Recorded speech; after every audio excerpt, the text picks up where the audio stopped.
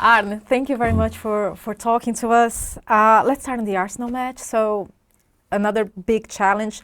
After what you showed in other big challenges against Man United and against Chelsea, what is the next step you expect to see against Arsenal? It's difficult to see maybe because I said it after the game and before the game that I think Chelsea is in a good place this season and the last part of last season as well. So interesting to see where they match up when you compare them to Arsenal. But if you look at the last two seasons, I think Arsenal then Arsenal is even a bigger test than Chelsea at home. Yeah, in which way do you think it's different? Because it is different, but how do you see it? It's an away leg, so that makes a difference. In terms of playing style, I see a bit of comparisons between the two teams.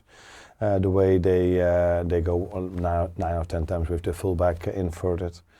That's what you see with both teams. But if I look at Arsenal, I see a team that has an idea about every second of the game. So defending, attacking, transition, every detail has been trained. Don't forget the set pieces. So it's a team that has been led by a very good manager for years now, and you can see this if you look at their games. Yeah, Mikel gave a really good line midweek when talking about his problems with injuries and players who won't be involved, and he said, "Believe me, on Sunday we'll be flying." Does that feel like it contributes to the game because you know they're going to be on their feet no matter who's going to play? Yeah, I would be completely surprised if Liverpool goes to the Emirates and Arsenal is not trying to fly. So this is who they are. This is also the way they almost take every home game.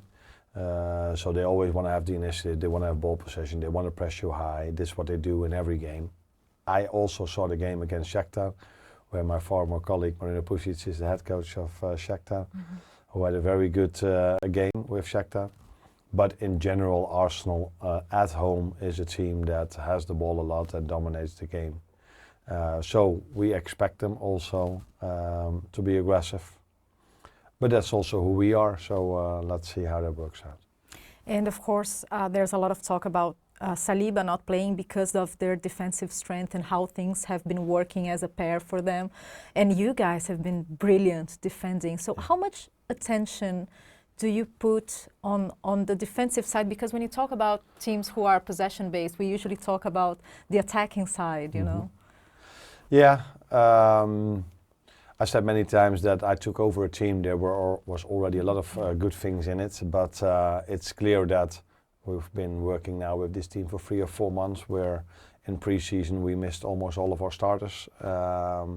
So then when all of them come back and so many games, there is time to train and there's time to work. There's fortunately there's a video meeting room inside this building, so you can still try to improve the team also in that aspect. But if I look at Arsenal, I see, like I just said, every second of the game is they have a plan for this and an idea about this, and we are trying to keep many things the same, trying to implement a few things of our own, and we didn't have. With my coaching staff, didn't have the time yet to work as long as Mikel worked with Arsenal. But still, I think we are doing very well in defense, and that is also a lot to do that I inherited from Jurgen, Virgil van Dijk and Ibu Konate. But if one of these two couldn't play, I have with Joe Kwanzaa and Joe Gomez 2 very good replacements. And I know for a fact that Mikel has some very good replacements for Saliba as well. And things have been going really well for Liverpool so far. When I look at you, and we all look at you, you always seem so composed. How do you turn a personal trait into a team feature? Because we see this composure in Liverpool as well. Yeah, probably one of the reasons why I'm composed is because I have a lot of trust in my team, and the work I had to do is already been done. So that is the work you do during the week. That's the work you do in pre-season to prepare yourself in the best possible way. There is a way that I lose my composure, and I think we've seen this last weekend against Chelsea. If there are too many decisions going against you, then even I can lose my composure. At least that's what I thought, that too many decisions went against us in that game. But maybe I'm a bit biased. But are you like that in life? You're a composed person in Yes, I think I am. Yeah. And I try to be, as a manager, the same person I am as in normal life. So I don't want to act a different type.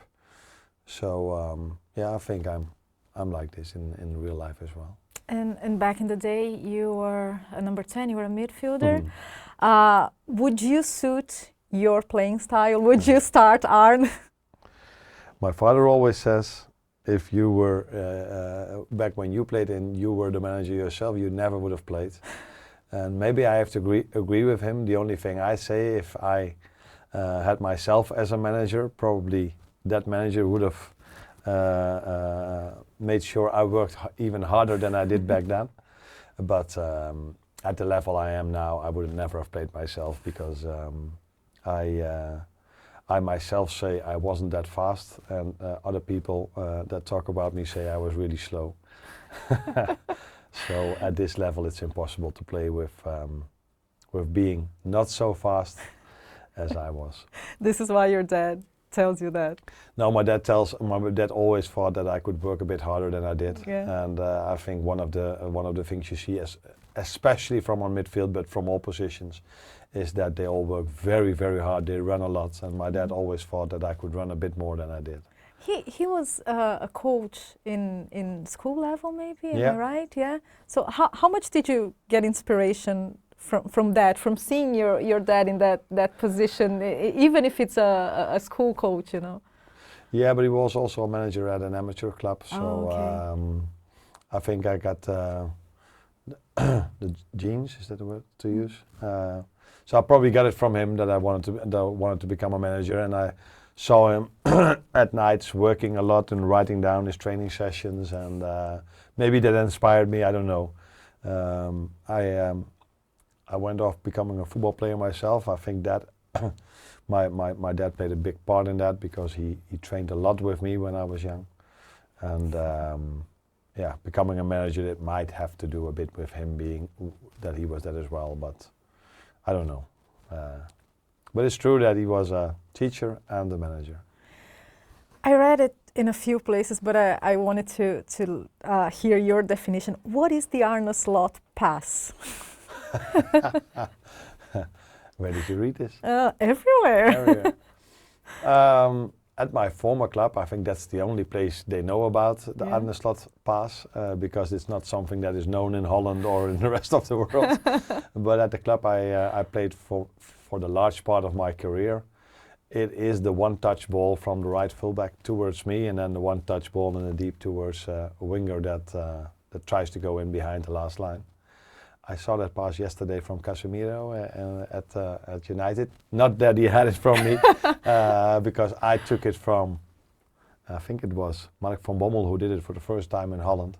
And like I said, I wasn't so fast. Some people said I was slow.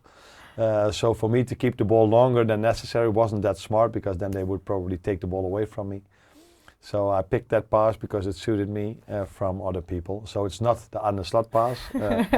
Other players did it first, but at my former club, because I played it that many times, there was a period of time that they spoke about.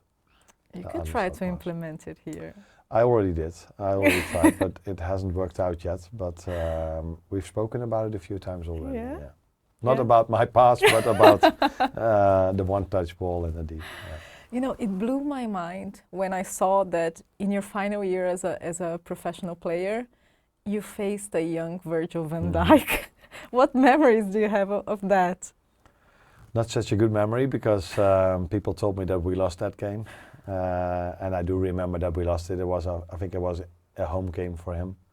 I wasn't in the starting lineup in my last year. I wasn't many times in the starting lineup. My knee was already a problem, and I think I came in 10-15 minutes before the end. And I already said as a joke that was the good thing for Virgil, because I would have played 90 and probably he wouldn't have won. But no, I think it was a deserved victory for them back then. We were a newly promoted team playing against Groningen, and we lost. So Virgil hasn't spoken about it to me yet. No. But I think that's normal, because he reached far more special things than here at Liverpool and at his other clubs, than winning against Pek Zwolle and against me. Do you remember him? Do you remember seeing him specifically? I can't remember much of that game. The only thing I remember is that I knew he played at Groningen for a few years, and he did well, but it was kind of a surprise that not the traditional top clubs in Holland, Ajax, PSV and Feyenoord, didn't take him. So he went abroad to Celtic, had a great career there, and then from there on he moved on. So yeah, if you play in the league, you know your competitors. So I also knew Virgil from that period of time. And do you, as a manager, as a coach today, do you find inspiration in other things or other sports maybe?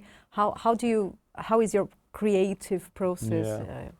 I don't think I use other sports that much when it comes to tactics. Maybe sometimes if it's basketball or some other games where the ball is involved, you see certain patterns that you feel like, or certain blocks that you maybe can use for your set pieces in football.